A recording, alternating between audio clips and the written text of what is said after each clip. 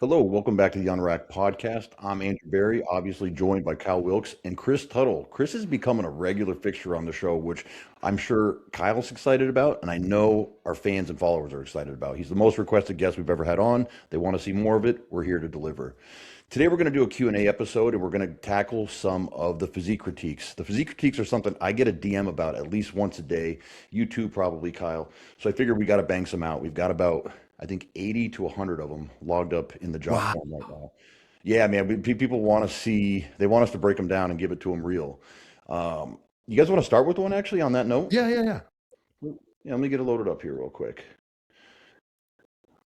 Let me get it loaded.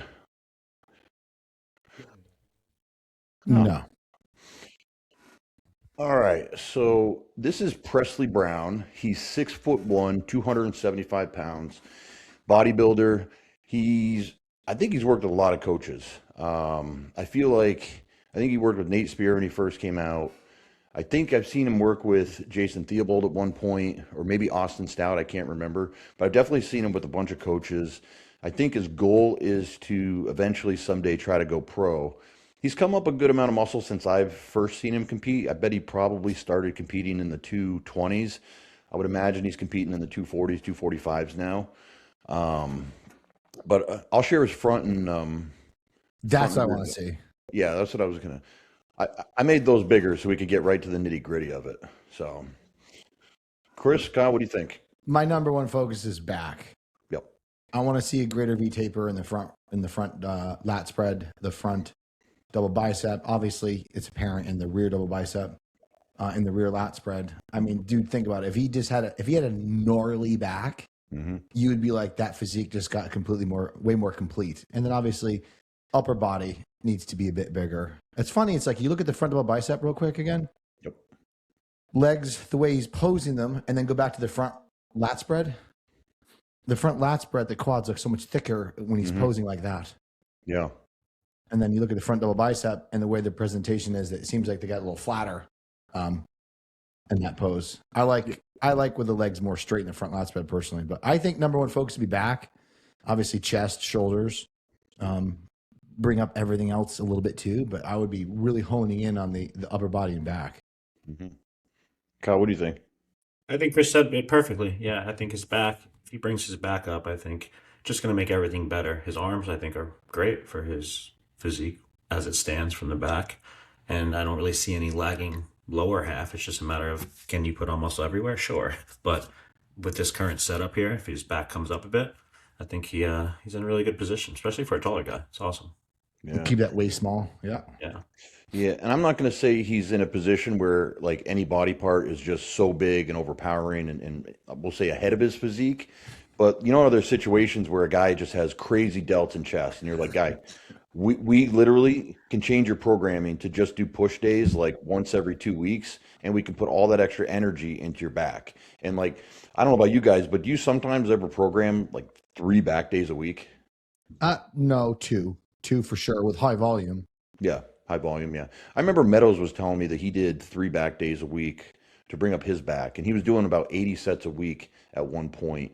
Um, like were they all max, all out sets? Probably not, but I mean, he showed me some pictures of like I think it was 2000, like 2011, and then pictures in 2014, and it was quite obvious that what he was doing with the higher volume, higher frequency was really working. And I find like for me at least, a body part like the back, it doesn't get that sore.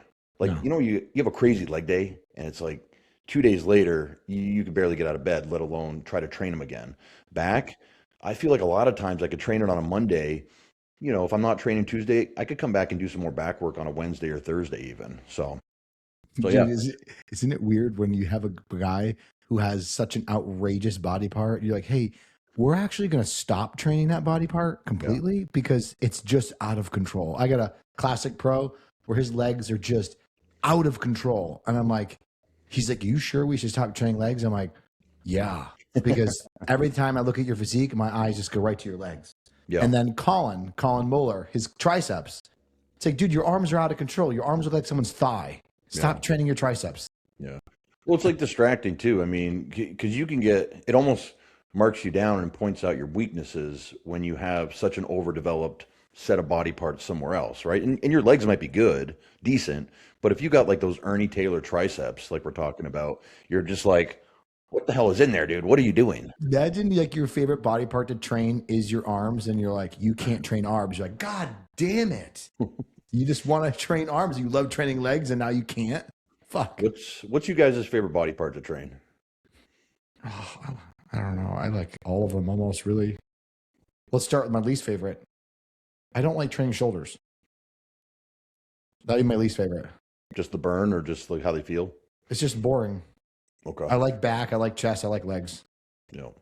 Because you got a lot of different angles to hit, a lot of different types. But shoulders, you got to press or you got some type of raise. It's like, you know. It's just lateral raises aren't exciting. Upright rows aren't exciting. Shoulder presses really aren't exciting. Chest, you just like feels big, pumped. Like back feels fun. Love training legs. Yeah. I don't love shoulders. Kyle, how about you? I'd say my favorite body part would be legs. Even, obviously, people know I got hurt significantly from in the leg standpoint a couple of years back, and it hasn't been the same since, but it's enjoyable. I don't know. I always like pushing myself, and it was one of those things where you do get sore, and you can always get sore when you have a really good workout. I would say my least favorite. I don't really have a least favorite. I find just an arm day only is boring, but that's probably why my arms have never been superior body part, because I probably think of it and train it that way. And then a frustrating standpoint, I used to have a lot of trouble with my back, and I think a lot of people probably do because you can't see it. Yeah. So that's really it. But there's no body part that I hate training. Sometimes it's a love-hate with legs to where I enjoy it, but when I'm thinking and I wake up in the morning, I used to get like butterflies, like, shit, I got to train legs, like, fuck. But once you're in it, it's like, you know why you're there. You remember. Yeah. Dude, being, when you injured yourself, were you like, you can't train legs is the worst? It sucks. Because I was like, I don't say my physique is known as if it's fucking good. But I always had good legs. That was like my thing. Like, okay, his legs are good. He can squat and he trains really hard. And then when I couldn't anymore, I was like, oh, this is weird. Like maybe this is what I needed to make my upper body better, but I don't know. Kyle, did it ever go through your head? You're like, there is people in this world who literally skip legs voluntarily, and I'm over here fucking frustrated. I can't train legs. I just want to feel the burn, the pump, the pain, and this jackass walking around looking like Despicable Me is healthy lower legs, and he doesn't choose to train them. I don't get it. I think that's like one of the most enjoyable parts about training is like when you push yourself and it sucks in the moment, and then after. It's just like a hard, like, I don't know, I didn't play football, but I use it as an example because I know a lot of people wrestled or played football, or for me, like basketball practice at the end where you have to run suicides. It sucks, but after it's like, kind of in a weird way, like fulfilling. It's like you feel accomplished. That's how I always felt with legs when I had a good workout. If I had a shitty workout, then I'm like, fuck, I'm going to do this tomorrow. Dude, you have a shitty leg workout, you're thinking about it for the next 6 days until you come back and do that workout again. It's like, but it's not common, though. It's not common. Not really, no. Unless you're hurt.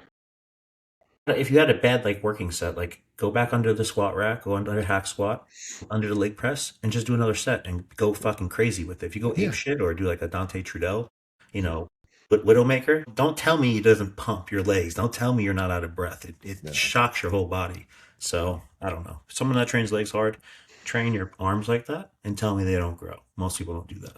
Yeah. All right. You guys ready for a question? Yeah. So this one I thought would be kind of cool to start with. Quick stories from everybody, but this is from Sierra X Marie Weekly, one of my clients, wellness competitor. Favorite show or shows you competed in your career as an amateur or as a pro? Favorite. Okay, well, I mean, I guess the shows that first come to mind, right?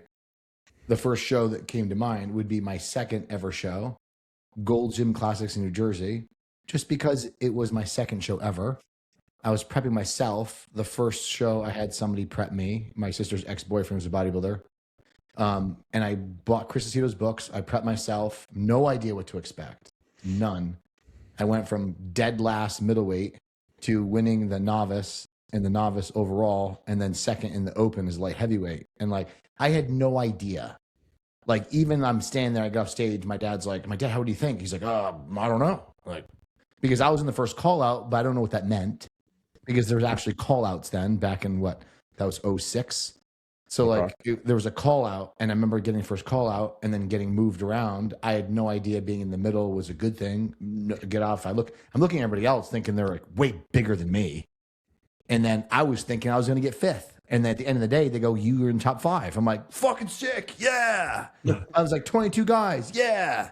And then they're like 5th place, 4th place, 3rd place, and 2nd place. I was like, this is fucking insane. I was like so excited. I'm like, let's go to Chili's. And I went to Chili's, you know, there was like that show for me was probably like my all-time favorite show next to obviously Nationals when I turned pro, because I never thought I would be able to turn pro.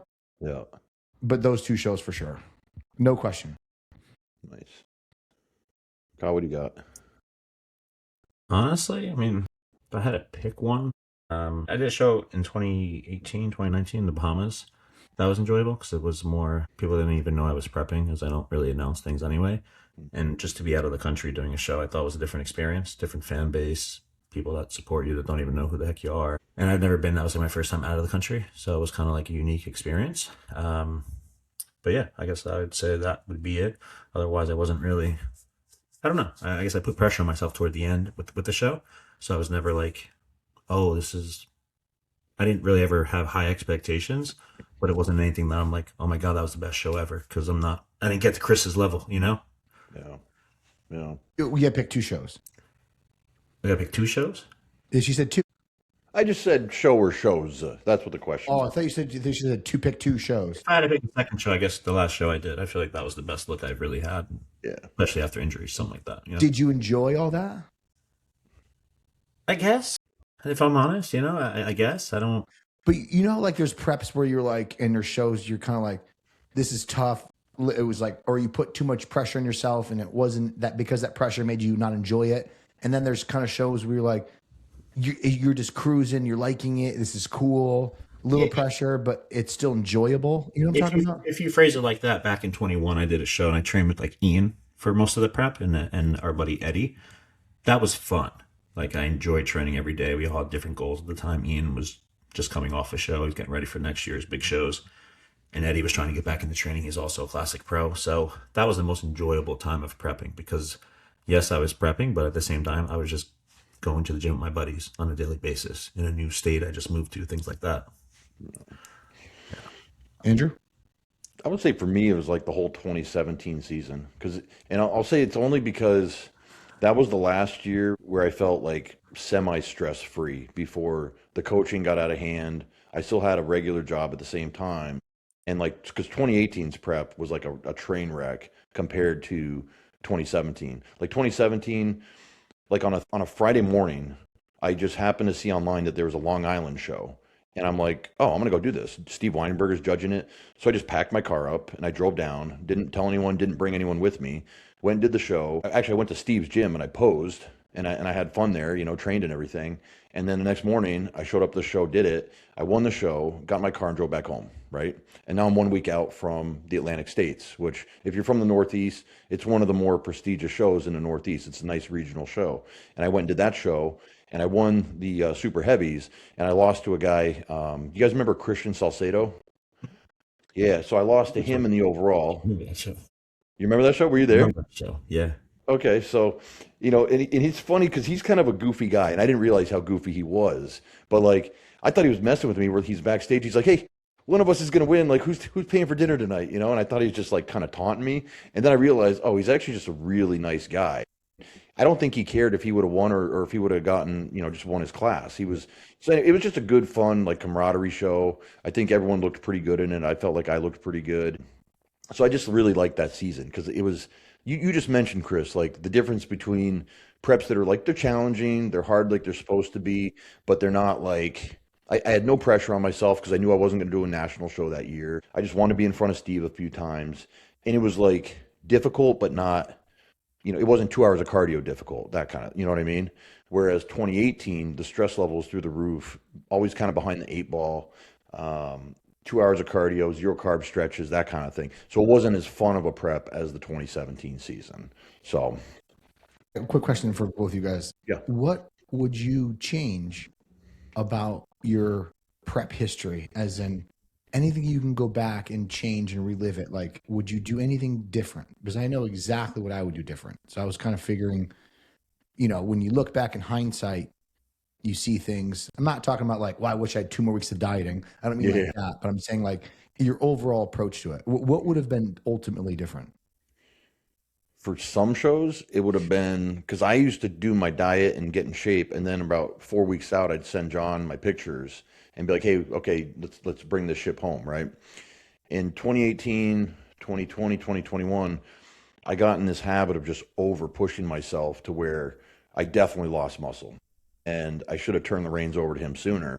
And because I'd send him my pictures, and he'd be like, "Dude, you're peeled, but like, where'd your muscle go?" We had to spend a lot of time coming out of the hole. So I think not having those blinders of just you got to get more conditioned, you got to keep pushing, you got to go harder. Because to me, a prep is just more, more, more, more, more in terms of cardio, less food, more stress on yourself. And I didn't have that knowledge, or at least that knowledge to control myself on those variables. And I think that's why you have a coach, right? Is Yeah. to be like, no, no, no, pull back for 2 days, feet up. We'll start this process again on Monday. Yep. Kyle, what about you? I would have taken, from a scheduling perspective, my overall workload, and I was always not selfish. And I always go back to saying I think the most successful guys have more of a selfish mentality, and I don't think there's anything wrong with that from a bodybuilding standpoint. But I would always be training with clients. Hey, what are you doing today? Back. Okay, I'm not supposed to train back for 3 more days, but okay, let's do it. And that's not good for prep. And then the worst thing, I didn't sleep. I've always sleep 3 or 4 hours. And I should have just been honest with myself. Like, obviously, I'm not educated enough to know the importance of sleep and what it does from a fat loss standpoint, what it can do from a overall, um, performance standpoint in the off seasons and things like that. And if I had done that, I feel like my physique I would have put on more muscle, I would have retained more muscle, I probably would have been in better shape, things like that. And I didn't ever really take that as serious until more so recently, I guess, where I kind of just jumped into a prep anyway. And it was just like, okay, let's see the cool transformation I can get, see if I can get back to stage. But I wish going back, someone who was more realistic with, hey, you can't prep right now. Like, I know you're trying to, and you're willing to take every drug under the sun, do as much cardio, but the fact that you're in the gym more than you're sleeping on a daily basis is a problem. That's not going to lead to success. I would have the mentality to understand that competing is not going to be forever. There's going to be expiration date on it, because I miss it. I wish I was more in the moment, because I look back at some of the times and it was so much fun. I just wish I did more of that fun.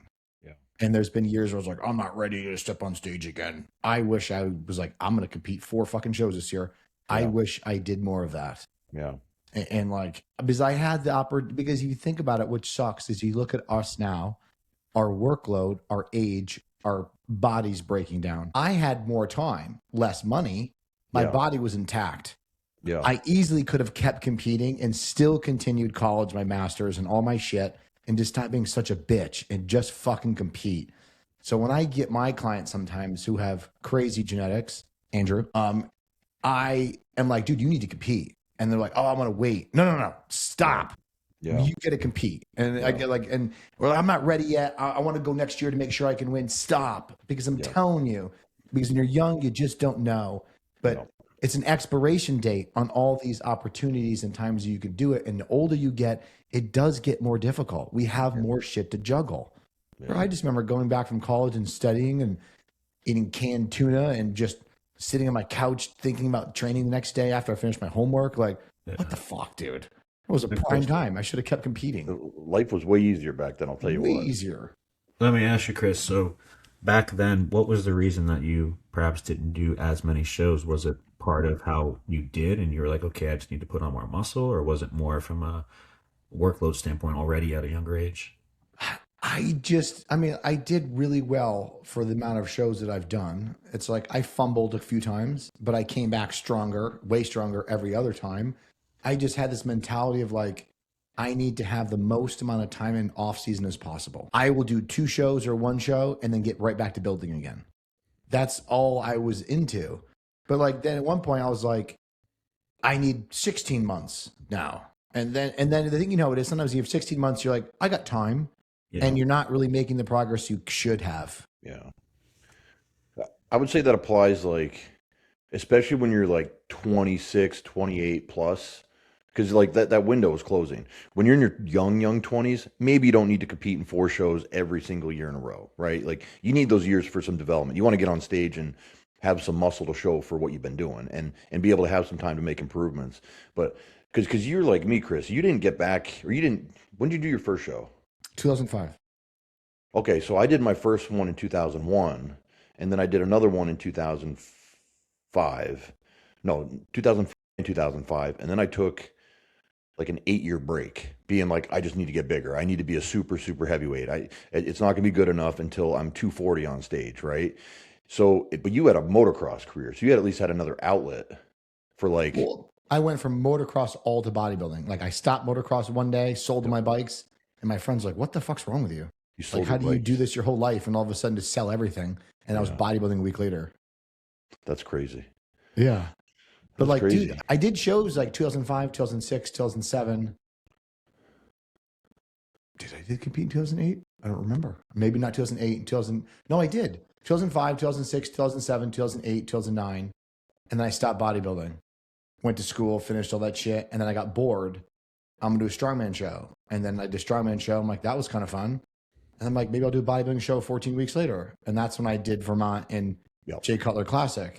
Yep. And then I'm like, oh, that was cool. Maybe I'll try one pro qualifier. But I still wish I competed more. Yeah, for sure. All right, next one's from Kristen_Hadler. I think me and Kyle kind of already going over this, but I think this would be a good one for you, Chris. What is your criteria as a coach on choosing clientele? We kind of had a similar question like a few months ago, but what's your criteria for the listeners? I help a whole plethora of people, anywhere from still diabetes management, general population, to an open pro bodybuilder. So like, I know this question is pertaining to open, like, bodybuilding or competitors. Health oriented is number one. And what I mean by that is, I know it's an oxymoron in bodybuilding to say that, but I mean, as in they are compliant to willing to get the blood work, the test they need. They're not a big drug pusher, because I've had people submit to me their information and the cycle is absurd. And I'll immediately say, my biggest problem is the cycle that you're running. I don't roll like that. So if this is going to be a problem, we're not going to move forward at this point. And he goes, oh, okay. And 90% of the time they're like, well, that's kind of why I'm coming to you. I don't want to do this much. This is what I was referred. This is what my last coach told me to do. Yeah. And then sometimes they're like, oh, really? You're going to make me do blood work? I don't want that. I'm like, fine, peace out. Like, but that's usually the criteria. Yeah. But you know how it is when someone sends you the information, it's not always. You can kind of get a vibe check. Oh, they're not following directions at all. I asked for like very basic information and they're filling it out lazily, which means that I'm going to have to get on the fucking phone and I'm going to have to go through all these again because you're not giving me the information I need. You know what I mean? Yeah. You're probably like me where like you're happy to explain things in detail once, but like don't make me repeat myself. Like if I made posing tweaks on your picture and you're sending me the same exact poses horribly, doing the same thing over and over again, I'm just going to pretend like you don't care, so I'm going to stop caring too. And I'm not going to correct the poses anymore. You know what I mean? Bro, I blacked the fuck out. I told one dude, I was the other day, like, I get a voice message. I'm like, listen, so-and-so, I'm like, I'm going to lose my fucking mind if I see that side chest done wrong one more time. I go, don't even send a picture. Next time you send a picture and that fucking arm is way down here by your thigh, I'm just going to delete the email. Sorry, man. I'm sorry. I was in a hurry this morning. I'm like, well, that's not an excuse. You're going to be a hurry on stage and then you're going to mess up the same pose again. How often do you get no pictures today, I was late for work, or I had to work early today, and you're like, so why the fuck did you check in? Like, the pictures are like 50% of the check-in, bro, you know? Check in tomorrow. Just check in tomorrow. Just check in tomorrow. Yeah. All right, this one's from Jonathan Mahazen. If you're using GLPs, how far out from a show would you remove them? Or would you keep them in? You guys can go first.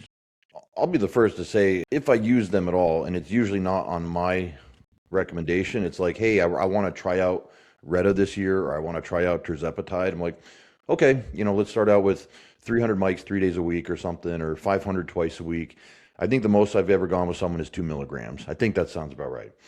I want to pull them out probably at least 2.5 weeks before the show, but also with the caveat of like, hey, guess what? You're probably going to get hungry. So just understand when you get hit with the wave of hunger all of a sudden, this is because you wanted to block it out all prep. So Don't start cheating. Don't start flipping out. Like this was your doing, okay? But because I don't want anything that's going to slow down GI. I don't want anything that's going to mess with the interpretation of what's really going on with the body. And I think Retta has a habit of doing that. So that's my take on GLPs and prep. How about you, Kyle? When I use them, generally speaking, it's not just from the play on glucagon and things of that nature. Usually people complain about their appetite and their ravenous and things of that nature. Usually, at least leading into the show, as I start to give them refeeds or something like that, I'll pull it out, the day prior, day of, things of that nature. And then again, I'm never mega dosing, so you're never going to see me putting in more than 3 milligrams of Retta. And maybe it starts at 6 weeks out, and I'll keep it in the reverse because a lot of people, get that sweet tooth, I guess you could say, after the show, and that's problematic. It ruins their off season. But in peak week, I'll take it on like a Tuesday or something like that, just because generally Wednesday, Thursday, Friday, you're probably going to start feeding for most divisions. And then again, the main thing to look for is it giving people issues? Are they all of a sudden giving you feedback that, hey, digestively, I just feel like I'm really backed up. I'm not going to the bathroom as much anymore. If they're mentioning things like this, okay, let's abandon ship here because everything was fine. And then all of a sudden we have this Retta, or sometimes I notice, I don't know about you guys, they'll get a new bottle, they'll start a new bottle. And I ask them specifically sometimes, hey, let me know when you start a new bottle. Because there's just irregularities. There's no control over these things. And sometimes they're more potent, or maybe they're underdosed. And then they take a shot, quote unquote, of the whatever milligrams they were expecting. And it like totally knocks them out. They're like, coach, I can't eat. And I'm like, okay, obviously this is a problem. So I think where you get your peptides from is important as well. Yeah, Kyle, you made a good point with like if there's already a pre-existing problem with what they're using, and you're like, this is going to determine if I'm going to pull it out earlier, pull it out at all, or whatever. And that's my rule of thumb too, because majority of my clients aren't in prep with Retta, believe it or not. I'm still a little old school. If they come to me and they want to use it, sure. But some people, I'll be like, hey, I think this could be useful if they have that type of physique. That type of physique where you just look at it and you're like, man, this physique is just fat. Yeah. And like, it's a little bit of fat everywhere. And I feel like they're going to be resistant to weight loss right off the rip. Yeah. And then you start them when the Retta 16 weeks out and weight loss just starts right away. And like, okay, that makes me happy. But in hindsight, like 1 to 2 milligrams is usually max of what I use. Maybe 3, but sometimes, what it is, like you just said, Kyle, you get a new bottle and then all of a sudden like, bro, I can't even eat. I'm like, you're on half a milligram, you're on 1 milligram, Yeah. But, the thing is this, I do so many mock carb ups as we get closer and closer. And I could say mock carb up. Their high day slowly transforms into what a peak week carb day would be. So by the time they're 3 weeks out, that carb day is pretty low protein, moderate fat, and very high carb, no veggies, And if they're not having any issues with digestion, bloating, then I know that I don't need to worry about pulling it out 2 weeks. I might just pull it out the week of. Yeah. But like, how it is, that also stimulates the pancreas to release insulin. Yeah. So it's like, oh, this could also be helpful in some sense as well. I haven't had to pull it out completely 2 weeks out with anybody. I haven't had to do that, but that's such a good point about when they change the bottle. Well, isn't that kind of a good point? Because we've talked about this before, Kyle, about like, why are you switching brands of anything mid prep unless like coach is saying, hey, something's not right with that drug. Like, I don't think it's real, or something's making me feel like, you go with my source. I know this is legit. Because I think you bring up a great point. Because sometimes, how many times do you get a check-in where like, hey coach, like I think I'm inflamed because I just switched to a new brand of gear and it's the same dose we've been using, but now like my shoulders are all welted up or my glutes are all welted up. And like, I just feel like I'm holding water for the last 3 days since I switched. And it's like, why'd you switch in the first place? Oh, I got a good deal. My buddy wanted to go in on this deal. And if we bought 10 bottles at once, they were $40 versus $50 from this other guy. So, and it's like, why'd you go down that rabbit hole, man? Like now we got another variable. Now you got to get rid of all that shit and go back to the old stuff, and you wasted some money, Especially with growth, that tweaks me. That bothers me because why are you 5 pounds up? What the hell's going on? Yeah. Well, I got these new black tops. They're really strong. I'm like, I can't even use this. You look like a tick. Like remove it and let's see what's going on. I think rule of thumb is whatever you're using. If you look great and you're not having issues, awesome. Who's to say that just keep everything as is, you're going to be perfectly fine, versus taking it out and now I don't know, you're having these questions in your head and now you can't sleep because you're thinking about it, random shit like that. So Yeah. I don't know. That's my Yeah. take on it. Even if, okay, even if the drug that we think you're taking is like half dosed, it's like underdosed by 50%, but you're looking great. Who cares? You're looking great. Who cares? Like, we got you looking the way we need to look, and it would be awesome to get that information after the prep and be like, oh, see, you're literally taking half the drugs that even I thought you were taking, so we don't need a lot of drugs for you, you know, versus these fluctuating levels, like, oh, you know, why is this happening? What, like, why play that game? Just stick with the same brand the whole prep. You guys ever have this issue where somebody gets their hormones checked in prep like 3 weeks out, and then something is not where they expect it to be? I think my test is fake. My Yeah. test, my total serum testosterone is only 2,200. I feel like I should be higher. Oh my God, my gear's fake. I'm like, relax, bro. You look fucking ripped. Yeah. And then I had another dude have a meltdown because his estrogen was like 800. And Literally he's like, 800. how is this possible? And you know, trenbolone can be detected as Yes. with certain labs. Yes. And I go, Nathan, you got to slow down. I go, look at the pictures this morning. He's like, yes, this is the most pill I've ever been. And I go, it doesn't matter. Yeah. Even if that was real, Yeah. I don't even care Yeah. because that's not going to change my decision making Yeah. the next 2.5 weeks because what we're doing is working. Yeah. And he's like, I guess you're right. Just rip that shit up and throw it away. Like, Yeah. pretend you didn't even look at it. Yeah. You know, All it's right. like the simple thing is this. What are you going to do with that information? And I can't remember who told me that. And I go, I'm going to get this tested. And he's like, okay, but what do you do with that information? And I'll go, well, I just want to know where it is. It's like, okay, but you're going to take the time, spend the money to get this information, but it's not going to change the trajectory of anything you're doing now. Yeah. And I go, yeah, then what's the point? Yeah. You know, my dad says that with COVID. He goes, you're going to get a COVID test? What's that going to change? You're How's it just going to change your behavior? You're Yeah. just going to be home and rest. Now you Yeah. left to get a COVID test, came back, great and positive. I have COVID. You're going to sit home and do the same shit. That's good. This one's from Martin Kuipers. Will you both aim for a pro card in the future? Starting with you, Chris. Aim for a pro card? I don't think he knows that, but like maybe myself and you have earned pro cards. So maybe this question's for Kyle. Yeah. No. Okay. Yeah, if the world, if everything aligns and my physique doesn't break down, maybe. Otherwise, it's not at the top of my bucket list. I'll be honest and say that. I wouldn't mind aiming for it, but I don't think it's going to be life changing at my age. Yeah. You know, it's one thing. I remember I think I asked you this a couple of years ago, Chris. Like, did your coaching notoriety change when you turned pro? And I thought you were going to say no, because I felt you were already really established. Maybe I think it was back in like 2016 or 2017. And you're like, oh, dude, actually it went up overnight. Like people just knowing I earned a Yeah. pro card. Yeah. Yeah. Yeah. The biggest changing moment in my coaching career was when I took like 13 natural athletes to this one show, Nancy Andrews' show. And I had every single guy in bodybuilding in the overall. Really? In every class but the bantam. And they were all natural. And I had men's physique guy do well, and I had bikini girls do well. And then, you know, Andrew got his pro card. And then the week after, Kwame got his pro card. And then I was like, oh, then everybody was like helping them and their family. And then but when I became IFB pro, I already had such a good clientele already that just kind of like made me more a known, I guess you could say, nationally, where like Yeah. I had more clients in the Northeast. Yeah. And then that projected me more nationally. Yeah. And that's kind of, yeah, for I sure. think, not to cut you off, Andrew, again, a pro card, I don't want to say in your era like you guys are old or anything of that nature, okay? I am old. I'm 43. Taken. Same.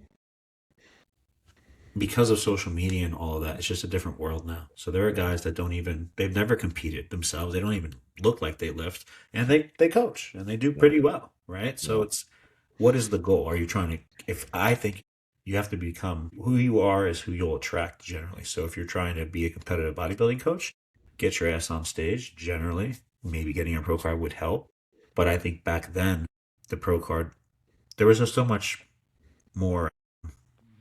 I guess the only time there was news and outlets of pictures and videos was at those bigger shows. Whereas now you have like the Joe Bow Classic and there's like cool pictures and things like that. So people are like, oh, you did compete. You looked pretty good regardless. Whereas back in your era, okay, you won, you're like, oh shit, like Atlantic States has like three different call outs in light heavyweight. Like shit, this Yeah, is a big ass show. You won.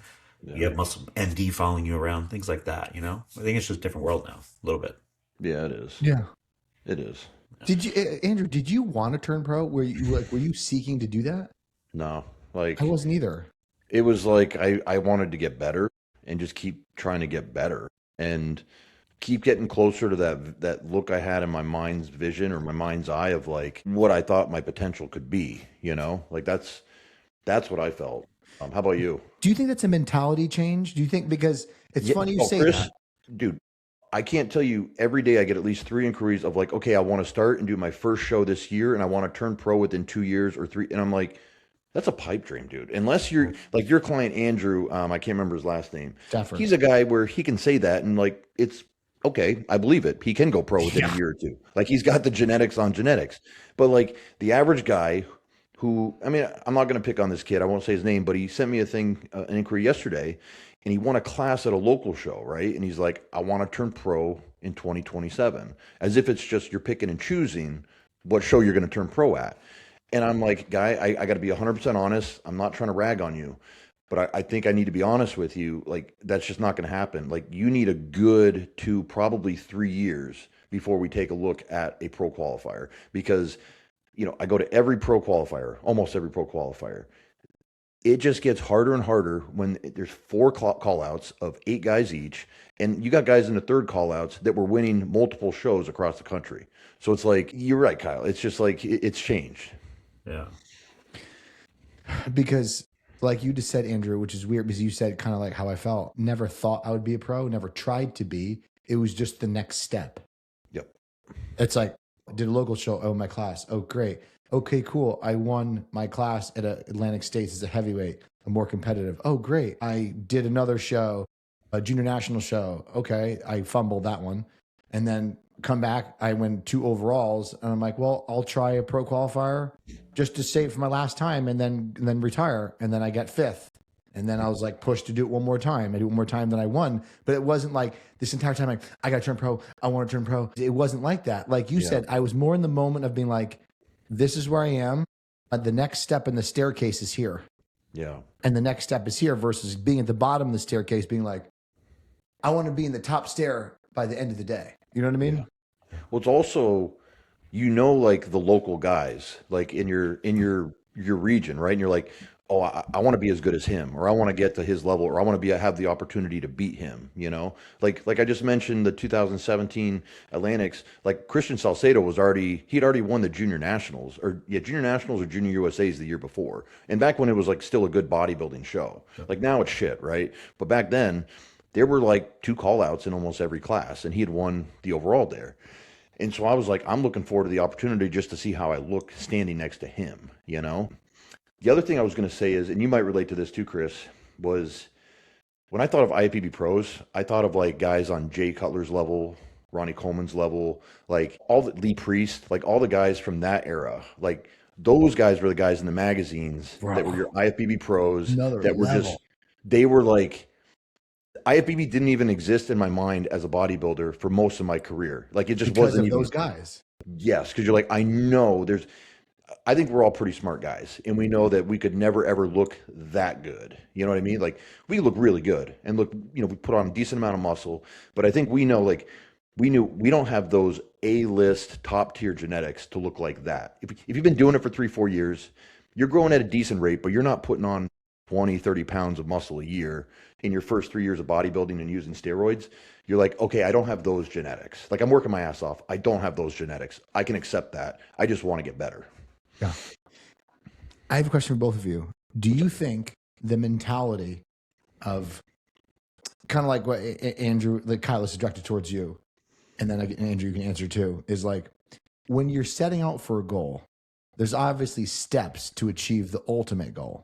Yeah. But when people, I feel like, become fixated on the end game and they're not really mindful or present with the current tasks to get there, Yeah. it feels like it slows them down. Yes. Because, I mean, like I said, we were both focusing on the first show and then a bigger show and then a junior show and where you get guys being like, I want to be pro in 2027. and you keep thinking about 2027, but you're not fully present where you need to be to ultimately make the goal. And you only sometimes create pressure, expectations, reduce your own quality of life, anxiety about not doing everything you need to do when you could just be more enjoyment in the moment, right? Yeah. I'm sure do you guys ever feel that clients you have were just like, I'm not sure if a pro card is in my, they don't even mention a pro card. They're just like, this is the show I want to do. I want to win. I'm hiring you to do it. Let's go. I feel like they progress faster. Yeah. 100%. What do you think, Kyle? I think what you brought is a fantastic point. I think a lot of the times people, they hyperfixate on things, right? Whether it's even in an off season, I want to get to 250. And it's like, it's just a number. Like, trust me, I've been 250 10 years ago and I didn't look the same as I do now. So that doesn't make any sense. But I think when people sometimes now, we care about titles so much as a society. We want to be the CEO of this company, right? Or have the most followers, get the pro card so they can put it in the bio. It's a little different than, like I said, the older era to where people trained because they loved it. It was their time to just try to push themselves because maybe they couldn't be an athlete. Whereas now people are doing it because, okay, maybe I can get a brand deal from it. So it's a little different mentality. But as far as the clients that would come to me or come to you guys, I think when you start to hyperfixate on a goal, as you mentioned, the quality of life, I always tell people, like, what else do you have going on in life? Are you in college or in university if you're a foreigner? Like, what are you studying? What are you looking to do? Because if you have something else to focus on other than just bodybuilding, I'm not saying don't love it and have a great passion for it, but if that's all you focus on in every picture you send, you're just almost condescending to yourself and you're like, I don't think I'm making much progress. The people that, hey, this is my check-in, it's Friday that you asked for, tell me what I need to do, and they just execute and they're consistent with it, they make more progress. They're not, You they're just, hey, I trained, I was better than I was last year. Do you think I'm ready for a national show? Okay, if you say so, I'll do it. If not, I'm not worried about a timing because I'm doing it because I love it while I still can. And obviously the pen gets put down at different points in people's lives, but I think when we just hyperfixate on a goal, even when we get there, we realize it's not all that it's cracked out to be. You get to the top of the mountain, you realize that, okay, the journey was the experience. If you compete long enough, truthfully, in my opinion, you can get a pro card for most people. Even if you have average genetics, if you've been taking gear for 30 years, you can compete in masters divisions. You probably want to be doing pretty well if that's what you want to spend 30 years of your life doing. But at some point, even when you get the pro card, what's next? You either have the realization that, okay, both of you guys turn pro. I don't think you're going to be Jay Cutler. I don't think you're going to get on the Olympia stage. So now what? And the people that hyperfixate on that goal, that's why you see them get the pro card, and then they don't want to put in the work like a Sean Clarita or something like that. And maybe they don't have the genetics to do it anyway. But the point is, those guys are just training because they love it. They don't set expiration dates on, I'm going to compete for the next 3 years. I'm only 20, see what I can do by 23. That doesn't make sense. Do other things in your life while you're competing. Have a job, have a girlfriend, and you can be perfectly fine, in my opinion, you know? Last thing I'll say about this topic is, and I think it started maybe 2016, 2017, something like that. The dopamine hit is different. Like prior to social media being such a big thing, before everyone was constantly sharing progress updates, progress pictures, training videos, it was more of an internal dopamine hit of like I had a great workout, or I beat some old numbers and I'm progressing in my training plan, or you're someone you respected from your gym like noticed and said, wow, like you're really progressing fast now. Whereas now I feel like the dopamine hit is external. Like I got a new cut in my tricep. I got to post a selfie of a side shot and put it on there and try to get as many likes as I can. And that'll make me feel good. And I'm succeeding as a person because I got 1,000 likes on this picture. You know what I mean? I just think the dopamine hit is very different because I've had athletes before we even finished the workout and we did some pictures afterwards just to see where they're at. They're like posting them as soon as they can. And you're trying to have a conversation with them and they're just like on their phone, like trying to post those pictures so they can get those hearts as fast as possible and feel that whatever that feeling is, that dopamine hit that they're looking for. The notoriety from recognition from other people that they don't know. You know what I mean? The dopamine I used to get, not really dopamine, but it was just funny. I'm like, Mom, check this out. Drop my drawers. I'm like, look at the straight glutes. My mom would be like, oh my God, that is hideous. This can't be healthy. I'm going to talk to your father. This can't. I used to think that shit was so funny. That's funny. That is funny. You guys want to do another physique critique? Yeah. Let's do this is Tyrone Furrier. I've never met a white guy named Tyrone. I'm not gonna lie. That's crazy. Yeah. When I saw the name, I'm like, oh, this will be a dark skinned brother. But no, this is Tyrone. He looks like a Tyrone. You think so? No. Okay. I don't think I had any information from him. Let me double check. Yeah, I didn't get any. So height, weight, nothing. Just sent his pictures. So I said, he did do full body shots in the way we asked for. So I got to honor that and put him on the screen. So what do we have for Tyrone? Need lats. Need lats. Back and lat. Need. Theme of the day. Yeah. How about those quads though? Those His are good legs quads. are kind of. I like when I see guys with legs. Yeah. Those are nice legs. Wait, you said you have no stats on him? You don't know how tall he is? No, I didn't. Let me double check. But He looks like he could be tall. He's like that's a counter, right? There's a counter he's standing. yeah, And his waist is like towering over that counter. yeah, that's a good point. Yeah, keep breaking them down. Let me see if I can find this. Lats, you agree, Kyle? I agree with the lats. Back thing, over. first His upper back's actually decent. Yeah. Oh, I'm sorry. Hold on. So he's 183 centimeters and he's 104.4. So he's one of those guys from across the sea. What's 183 centimeters? That's 1.83 meters. That's, fill me in. What is that? 72 inches. 6 feet. 6 feet. Okay. So tall. And then he's 104 kilograms. So he's what, 235? 235, 240? About 230. Yeah, he's up there. Okay. So, yeah, I love his quads. I like his lower body in general. I have to Agreed. agree with you guys. Lat density. Like, he's one of these guys that I'm talking about that I'm like, hey, I'd probably pull quad volume to like every other week, or quad frequency, I should say, to like every other week. And I'd be doing probably in a 2-week spread, 3 back days. Yep. Because everyone likes to do things in 7 days, and sometimes that makes sense, but sometimes it makes sense to look at things in 10-day cycles, Yeah. 14-day cycles. Yeah. Yeah, so it's like I would set up, probably 3 different back days for him, or back day A, back day B, and you're going to alternate these like every 4 days, and then we're going to let the other body parts like quads probably once every 2-week period, and then I don't think I'd pull back volume or anything on like his chest or his delts or his arms. I think those need to still come up, but the lats are like the big, glaring weakness from what I see. I guarantee you, when he pulls and pulls down and rows, he's pulling with his upper back. You Yep. can obviously tell. There's no tension that's really being brought to the lats. Well, let me rephrase for everybody. There's not enough lat bias in his movements that are targeting his lats. Obviously, it's impossible to turn off your lats completely, but there's not enough stimulus going to the lats. You can see that he's probably pulling a lot with his upper back, mid back, teres minor, major. It's just there's not enough there. I get guys like this sometimes, and you watch their mechanics, and you're like, "Ooh, I can understand exactly why your lats aren't developing." You're doing your pull downs, and your arms are going like this. You know what I mean? Yeah, Going yeah, this Doing way, that rolling motion, or right? leaning back. You Yeah. know. Yep. I like Yeah. the demonstration, Chris. Good. Very Good. good. How about his classic shot in terms of angle? Because his waist, especially compared to his lats, it doesn't do him any favors, right? Agreed.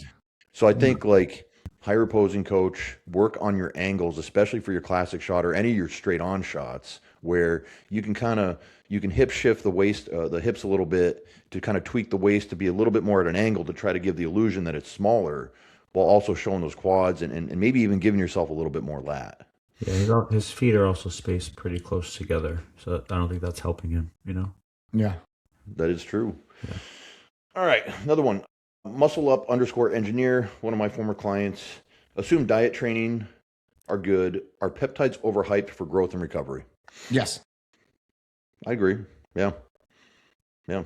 I think, a lot of them have a time and a place. But the last thing I want to see is someone coming to me taking 6 different peptides where we don't even know what's doing what. And it's like you're spending like $250 a month on water in a lot of cases, right? Like, and I'm not, and I say that lightly, like water, but it's like How do you even know what's eliciting what effect? BPC, yeah, I'm all for it. I like to use it year round. It's been helpful for me, joints, inflammation, etc. But everyone is coming lately, especially an older population. Oh, I'm using MOTS-C, SS31, SLU, BAM15. Like I'm using 4 or 5 different mitochondrial peptides. And I'm like, yeah, I just don't think that's good. I don't think that's healthy. We don't know what long term they're going to And they're do. driving away from muscle building. Yeah, that's okay. Yeah, that's the other thing. And I need to put on 10 more pounds before I compete again. It's like, so why are we taking so many AMP kinase progenitors, you know?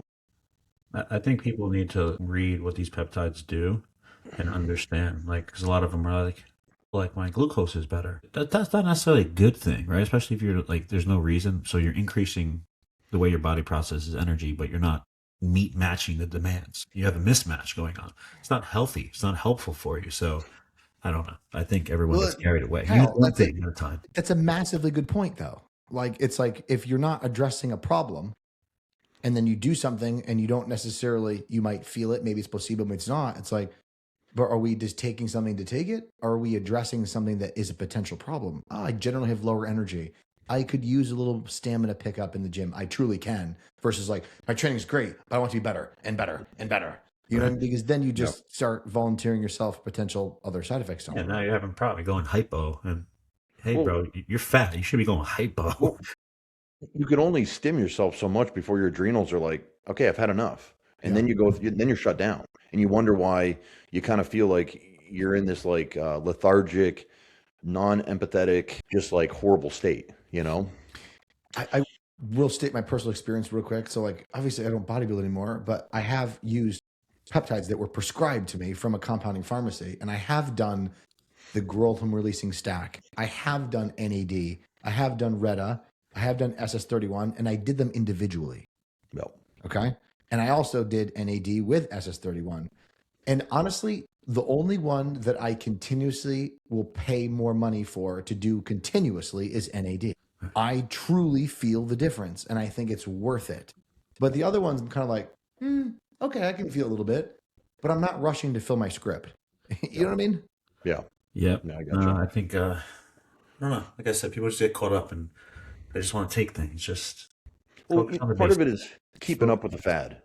Keeping up with like the fad of like, oh, I saw this influencer on this podcast talking about this, and then I saw another one talking about this, and it's like trying to incorporate everything all at once, thinking that 1% plus 1% plus 1% is going to somehow equal 10% of progress, right? Well, And it's like time and place, specific reason if needed, you know? the problem is you have people with platforms that use them and they're not intelligent people. If I'm just being honest and blunt, okay? They're not intelligent. They're saying, hey, I use this. Okay, well, the reason you look the way you look is not because of the peptide you take, my guy. I promise you on that. So when you're telling that information, the younger kid hears it and they're like, well, this guy uses MOTS. That doesn't mean you need MOTS-C, right? Let's not jump to conclusions here. I think the other thing to be very upfront and honest about, and I tell all my clients if I'm associated with a company, yeah, I get 10% for every code. If you use my code, I'm getting 10% for that. So they know that like at least there could be a motive behind me pushing something, right? If I was an unscrupulous person. And so I say like, yeah, through this company, I get a 10% kickback if you want to use them. If not, go through a company you want to use. But when you say that, you're saying it, I really want you to use this compound. I want you to try this compound out versus, hey, let's just find all the ways for me to make another 10% off of every sale somewhere, you know? So when your influencers are telling you take this, take that, just know that they are getting a kickback for everything that they're telling you to take. Okay. With that said, well, Chris, what company are you with for peptides? Right now, nobody, no company. I liked Elite. Elite was great. I'll just be straight honest. I had no issues with them. I just don't have time to create any sort of obligation of posts. I just couldn't do it. Yeah. But you know, Dorian, my friend Dorian Warner, that's usually the site that I refer my clients to for research purposes. But for like prescription, Elite is where I had my other clients to. Because you get some clientels that want to go through compounding pharmacies and get a script. Yeah. But Warner is where I usually send my clients to if they're looking for research stuff. Nice. Okay. Cool. All right. Doctor dot Beniamino dot Famanio. What is that? Italian? It's got to It be. sound Italian. It's got to be. How should blood tests be scheduled throughout the year? Kyle, you go first? Sure. Well, in a perfect world, I think if you can get lab work 2 to 3 times a year, I think that's awesome for an average person, especially a competitive bodybuilder if you're blasting and cruising, as they like to say. As far as I think if you are one to prep, so from a scheduling standpoint, before you start prep, I think it's great to kind of check where everything is, make sure your thyroid's in an optimal position, your hormones are in a good position for fat loss. If you're a female, things like that, you're getting your period, stuff like that. Perhaps midway through prep for some people, if there's a reason such as maybe fat loss has stalled, you're taking certain things you've never taken before. Maybe you don't know if your estrogen's too low or too high, rather, also from a stalling of a fat loss standpoint. Maybe you would look at hormones again then. And then I think post show. And it doesn't have to be 8 weeks post show. It could be a couple weeks post show to see what damage was done. And, if you're someone that cares about fertility and things like that, maybe you want to administer HCG, see what 15,000 IU of HCG did for you after 6 weeks, stuff like that. That's kind of my thought process of how I would map it out. Chris? Very similar, and it's very individualized, of course. If you have a lot of data on somebody, you're like, that on cycle, this is where they run and they run this, where they are in prep. That's like, do I need to do labs 4 or 5 times per year? No, right? Then it might just be 3. But I have some people that I do more frequently because their LDL are constantly something that's hard to manage. So like their lipid panel, like the order lipid panel. And that's the other thing too. I might not do the full thing. Like every single time their hematocrit and their lipids are fine.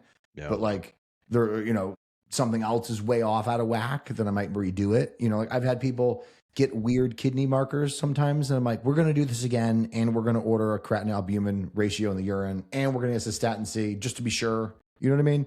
And then redo it. Or if you have something A1C that doesn't make sense. Yeah. Like, we've been checking your blood glucose consistently and it's been fine. And your A1C is elevated. It's weird. And you do it again. It's normal. Lab error. Yeah. So in that situation, but if I was going to say just an overall broad view, on cycle in the off season once, before you start your contest prep, and then 4 weeks post contest prep, because in my opinion, it's just like getting you tested 2 days after a show. I kind of can already know what it's going to look like.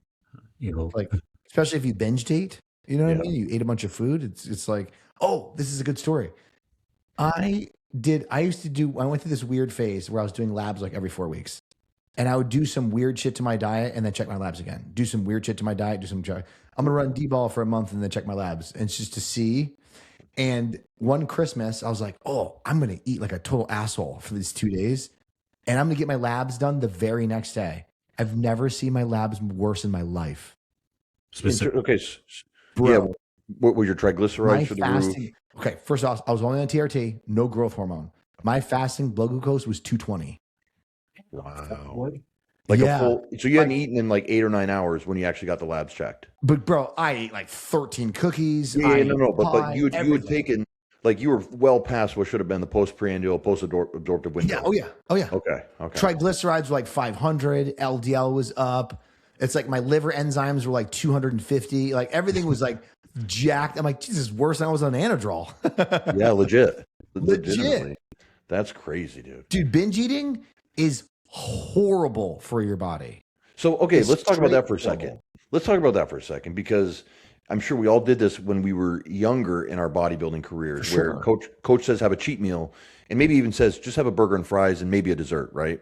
Yeah. Well, you somehow find a way to turn that into like a 4-hour window of like, oh, I'm going to stop and get donuts on the way to dinner. And then you eat like a whole box of donuts. And then you eat a full dinner. And then you get a dessert. Oh, I'm going to stop for ice cream on the way home. So you fit like something like 6,000 calories in minimum in a 4-hour period, when coach thinks he probably took in 1,500 extra calories, right?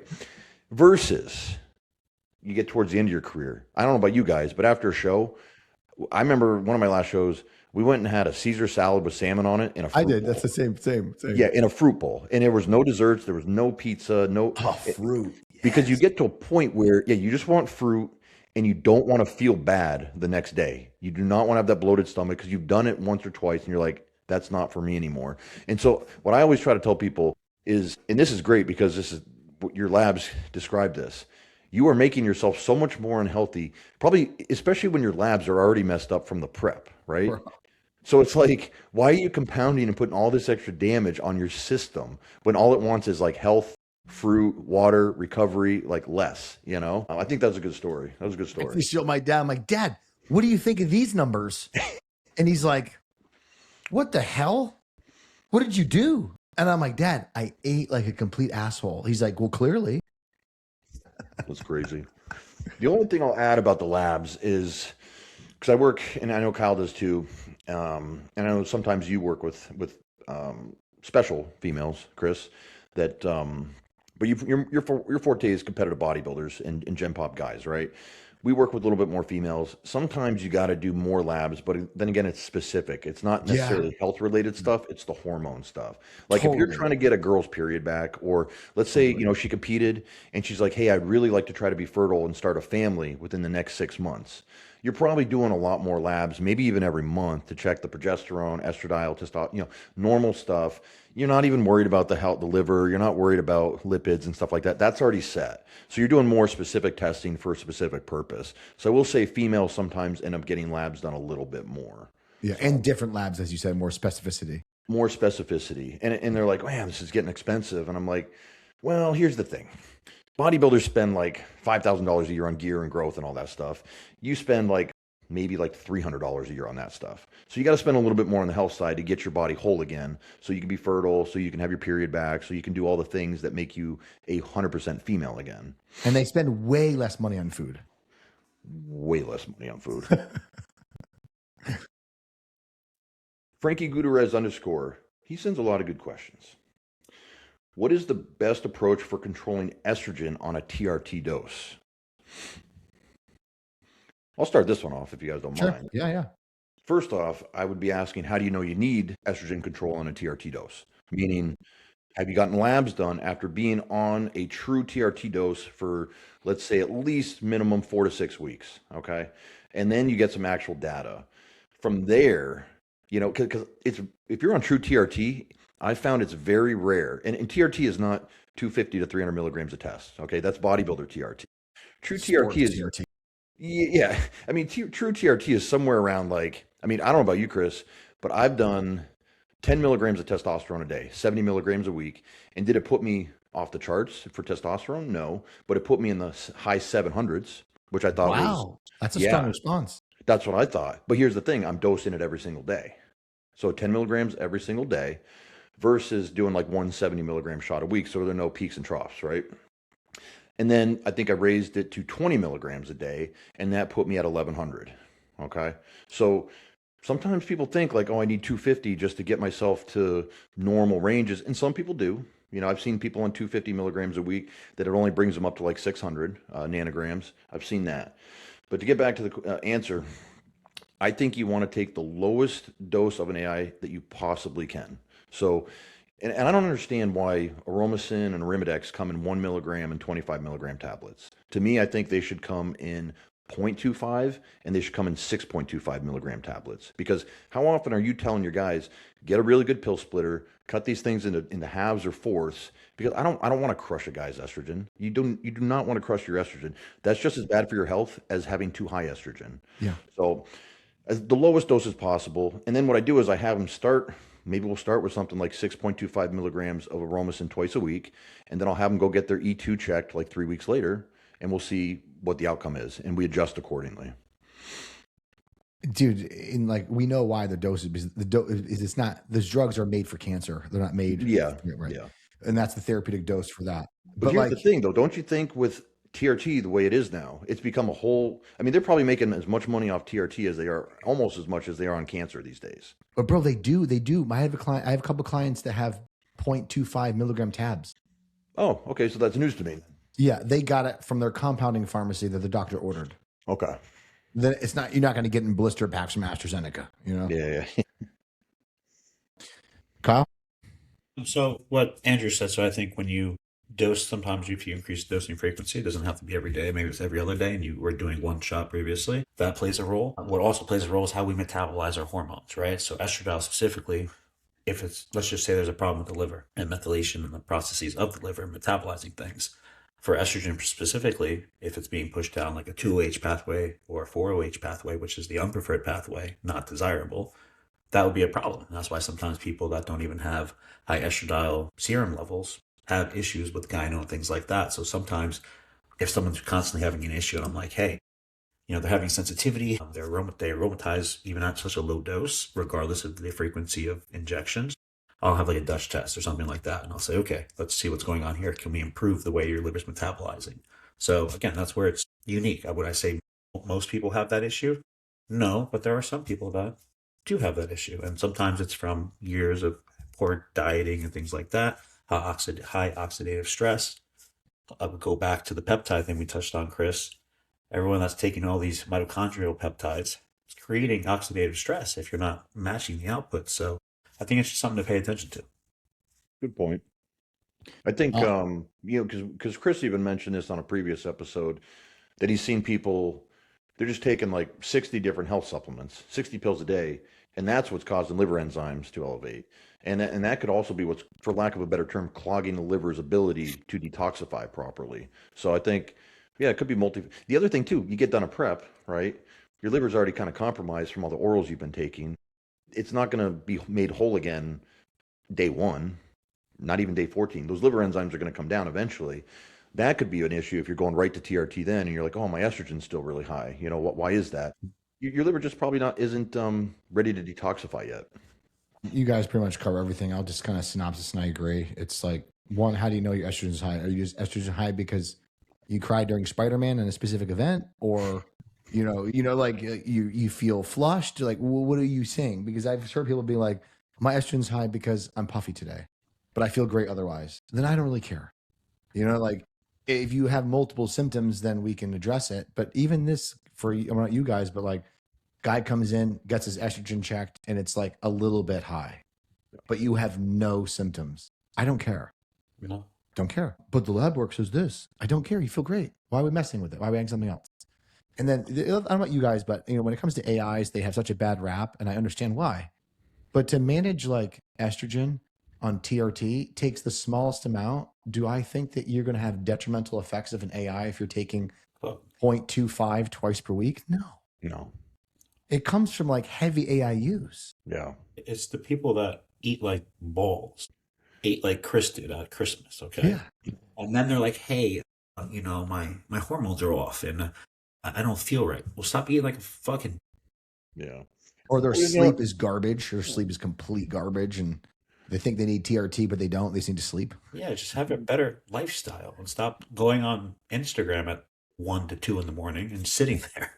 You know what it also comes from is coaches that immediately, like 20 weeks out, write in a milligram of Arimidex and 25 milligrams of Aromasin per day, like without even knowing much about the client. Like I've seen some of these plans with letrozole, Arimidex, like all of them from day one, and you're like, you're taking like more AIs over the course of this prep than I've taken my whole life. Like that's crazy. That's crazy, dude. Tile. I was just going to say, I don't think people understand when to use certain things. They just, hey, just take this because I saw that Chris mentioned that he used it with a competitor at 2 weeks out. I'm going to do it at 8 weeks out because I know more. You're an idiot. That's not what you should do. And just because it worked doesn't mean it's healthy. And again, one prep, I think anybody can do one prep. If you keep doing that repetitive behavior that isn't and it is detrimental, and you factor in other poor lifestyle factors, that's when you're going to have a problem. If your HDL is single digits year after year, I am not a betting person, but I'm not rooting for you to live very long. Yeah. I'm not a betting man. If I was, I'm gonna make some money. Dude, I've done this past year with a few guys, and this is like contrary to like, the dogmatic belief of AI use in prep is, as I was bringing a couple of these guys down, I'm looking at them. I'm like, they look great. They look dry. I'm going to leave it at 0.5 twice per week. Yeah. Leave it alone. Yeah. Another week goes by. Maybe I'll increase. Maybe I won't. They gave in drier.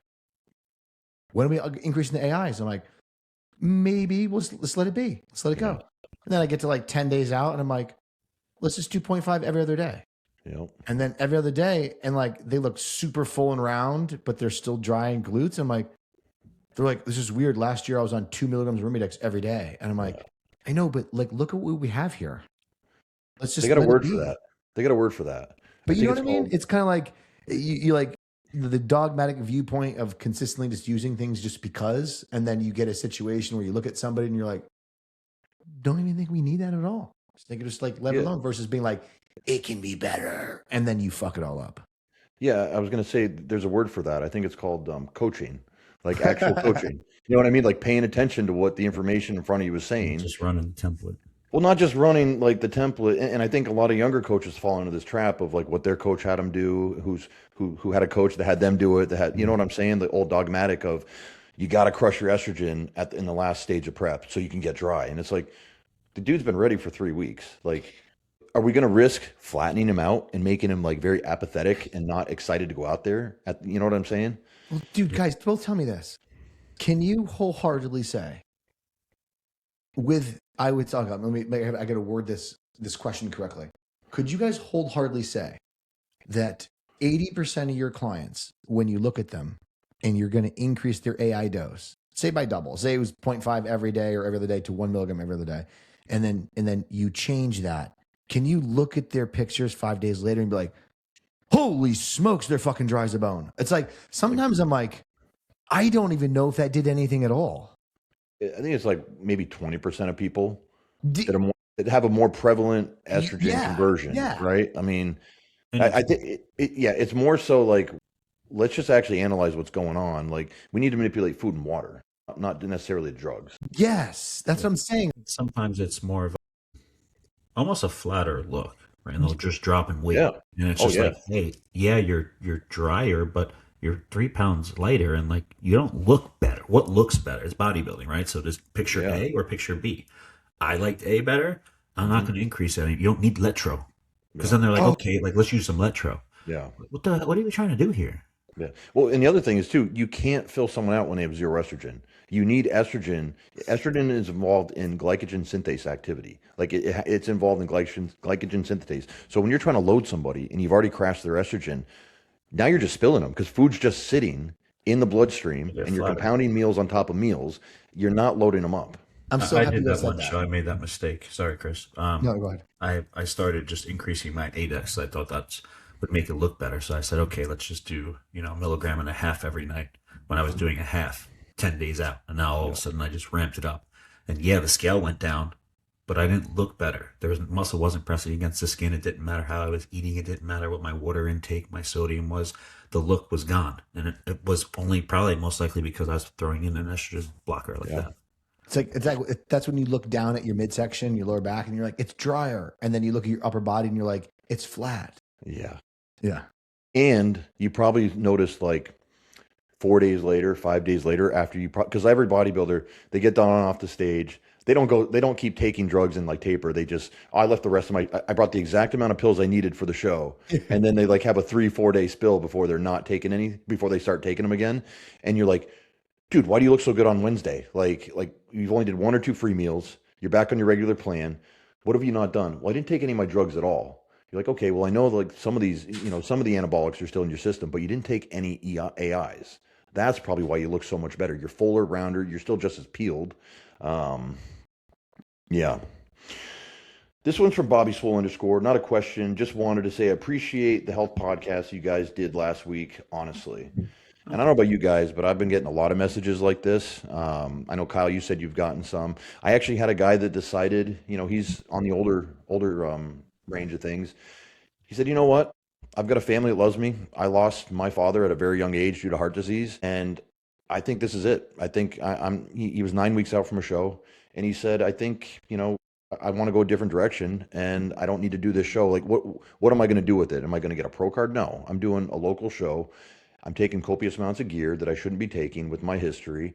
And I think he made the intelligent, educated decision to put his family and his livelihood and his lifestyle first. So nothing wrong with that, in my opinion. Anyone? I think that's the main thing. We just want to try to, in an unhealthy sport, try to be a little healthier, more health focused. Because again, no matter how great you are, and I envy those that have the J color physiques, bodybuilding's going to come to a close. If you don't have a personal brand, if you're not making any money financially, you better start to think of those things, number one. And number two, if you're not healthy, that's going to become very expensive to address potentially, and also hold you back from enjoying the other things in life, like having a family and things of that nature as you get a little older. So again, do I think you can get away scot-free sometimes? People can just cold turkey, not PCT. Sure, but I think a lot of people will run into issues if they do that. So just be mindful of what you're doing. Try to educate yourself. You have two other great gentlemen on here that have a lot of experience, and they're constantly also learning. And as am I. I don't think we know everything, and I don't think I'll ever know everything. I always want to learn more, and I'm open to hearing things. But for everyone that's listening, just be proactive. Don't be reactive at anything you do in life. I think that will always put you a step ahead. Yeah, I agree. Go ahead, Andrew. Well, I was going to say, we've talked about this before, Chris, about how the longer we've done this, the more you're like, I know fucking jack shit. Like, you learn so much just working with so many different populations of people. Things that like used to be dogmatic, don't ever do that. Things that were dogmatic, you have to do this. And you're like you just mentioned, like, why am I going to increase this guy's AIs constantly over the course of this week when I'm like, I like where he's at right now. We don't need to. He doesn't need to get any quote drier. Like his estrogen's already under control. We just need to manipulate the other variables. So I just want to touch on like the more I do this, I realize there's so much more to learn, and that's what makes this job exciting. I'll say that it does make it. You know, it's not just the mundane. Okay, add calories, pull calories, add this comp. You know, learning more about how to get things done more effectively and safer. That is kind of what keeps me going for sure. Dude, yeah, exactly. The more experience I have, the more I realize that you can get away with a lot less gear, provided you balance recovery with stimulus, you manage fatigue, adequate sleep, feed the body correctly. And I mean, at one point I was afraid to say that because I didn't have a plethora of athletes at a professional level. Yep. But it's like now I do, and I'm doing it over and over again. So I'm like, okay, the proof's in the pudding. And then every year, even the guys that are still pros, like they're using less than they were some of them as an amateur, and they're still making ground. So I'm like, I believe this. I think it's true. The dogmatic of once you're at 1,000 milligrams, you can never grow on anything less. That's the dumbest thing I've ever heard. Yeah. If you think that, you were misinformed, to be nice. But back to like, the last podcast we had, I agree. Like a lot of people reach out to me too. And a lot of my clients message me. They're like, I'm so happy I'm working with you. Thank you for making me do so many tests. And I honestly have changed also mine as well, because I used to recommend echoes based on age, size, and how long they've been using gear. And now I've kind of used that tier a little bit younger now. Yeah. So now I messaged a few other guys who are they're on their up and up, but they're still very young. Yep. And like, we need to get an echo. I'm like, really? I'm only 29. I'm like, guy, you're kind of big. Like, let's go check this out. But usually like last year coming out of my shows, I immediately had Christian, Dom, and Jesse, and two other older clients of mine immediately have to order the coronary calcium test, the echoes, get them done. And then I had an older guy who doctor kept denying him recently. I'm not giving an echo, dude. I'll give you an EKG. I'll give you all lab work. I'm not giving an echo. I messaged him yesterday. Maybe it was today. I go, I not care. You tell this doctor that you're not leaving until you get an echo. I go, dude, you're 50 years old. He's not huge by any means, but like, dude, just get it done. What's the fucking problem? And then he messaged me today before I actually got on with you guys. And the doctor's like, he's like, bro, she ordered it. I'm like, yes. You know what someone's put in the comments? They're like, hey, if your doctor says no, then be like, hey, at least give me an EKG.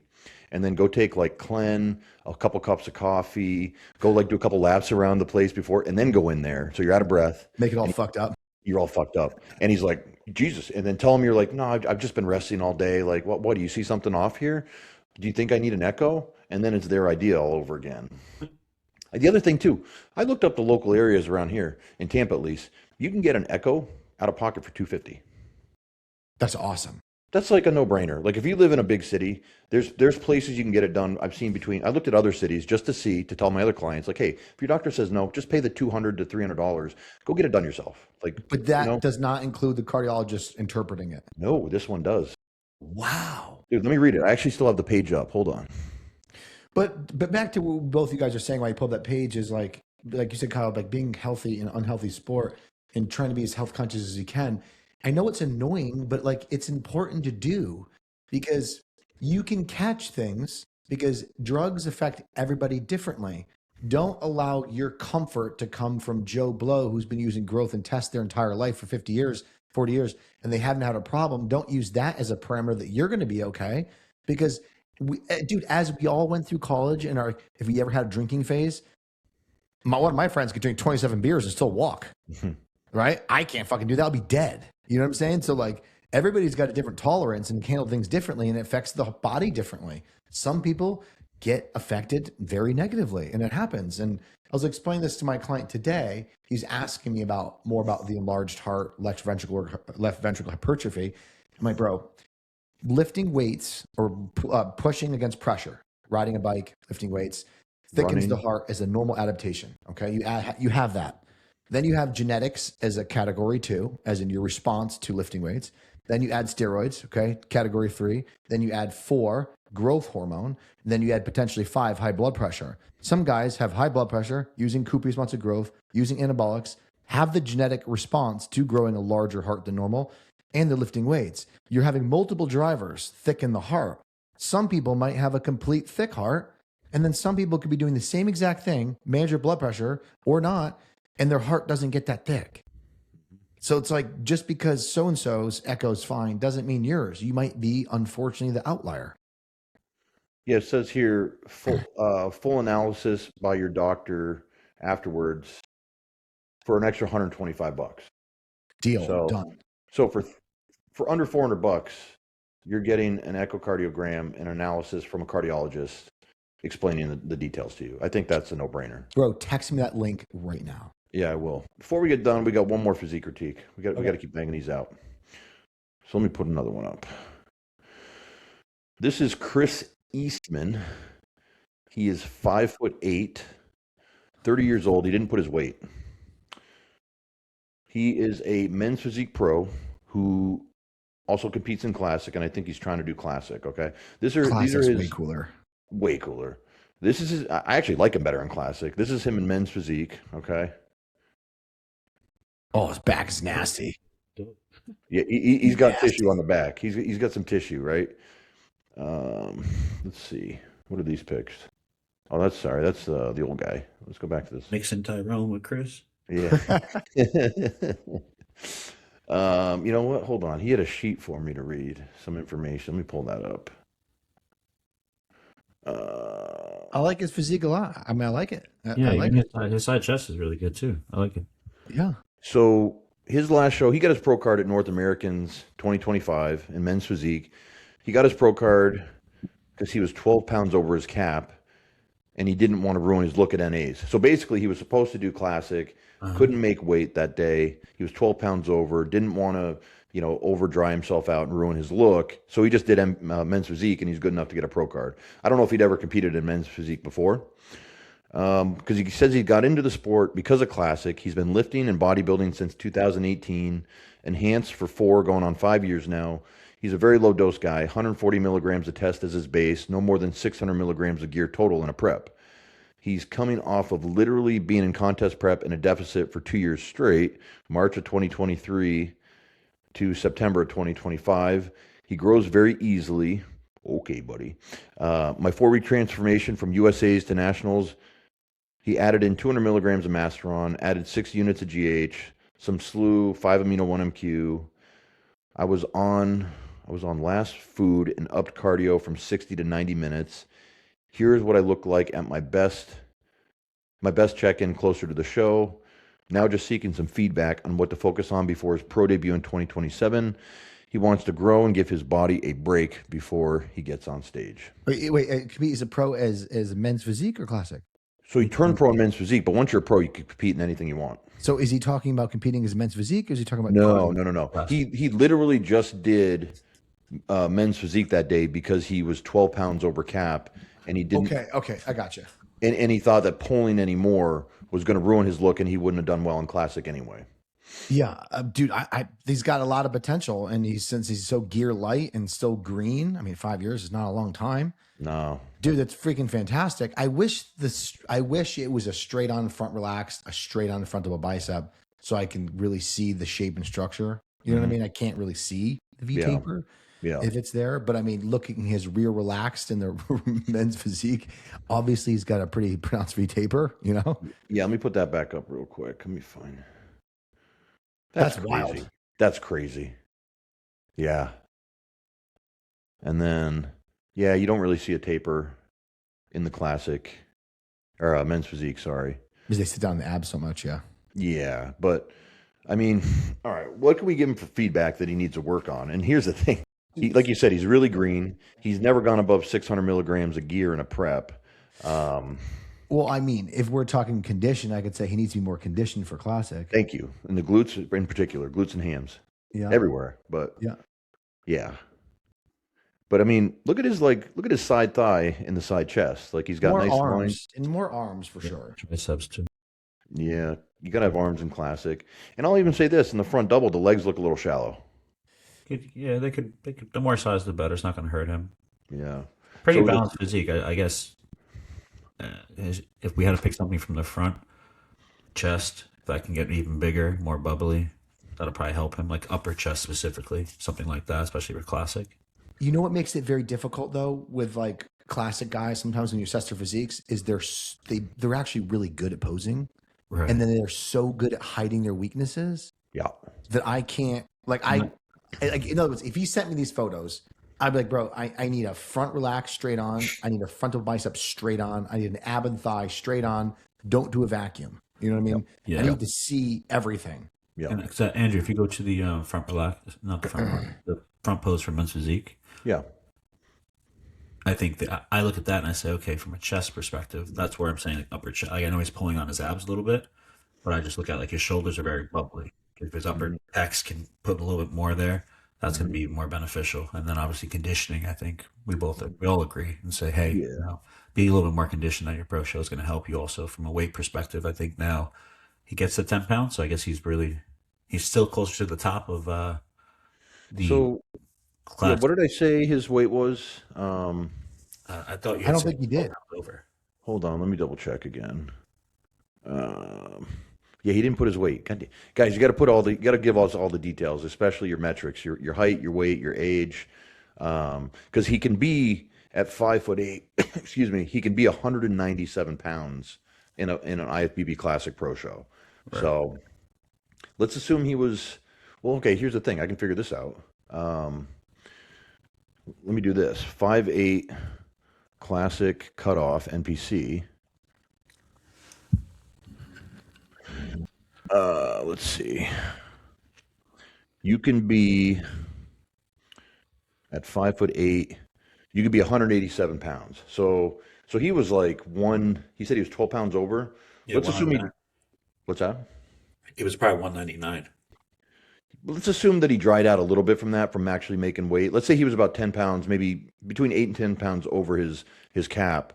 So for NPC Classic. So realistically, okay, let's do this. If he was in shape, in true shape for a classic show, how heavy do you think? Do you think that 10 pounds, like he'd be barely making weight, right? Like 187 on the dot, probably. I think from the men's physique pictures you showed, I look at that and I can just say, without even seeing his glutes, Yep. He probably has at least 6-7 pounds that could come off for sure. That's what I'm saying. Yeah. Yeah. I would say even a little bit more. Like I would say probably that 10 pounds to get those glutes and hams completely dialed in. Even the upper back a little bit can be drier. So it's hard to tell the pictures though. I think it's easier to tell from progress pics than it is from stage pics. Because you know how like lighting sometimes can make the athlete look way better or like way out of condition. Because I've seen some shows where I was there in the front row. These guys were shredded to the bone. And then I go on NPC News and I'm like, this makes these guys look all fat. Like they're 8 weeks out. Yeah. And I'm like, and so, you know, that's when all the armchair experts start going on and being like, no one in the show came in shape. Like the IFBB doesn't reward conditioning anymore, obviously. And it's like, dude, I was sitting like 7 feet away from these guys. Like they had detail on top of detail. Bro, isn't it weird how like once you hear that and then once you experience it, you know it. When I was at Texas Pro, when Andrew jacked won, yes, and I was there. Dude, I was right there. Yes. And I'm like, holy shit. And then I'm leaving out of the auditorium after prejudging. I look at my phone. They're like, oh my God, Hunter's out of shape and Andrew's not on. I'm like, what the fuck?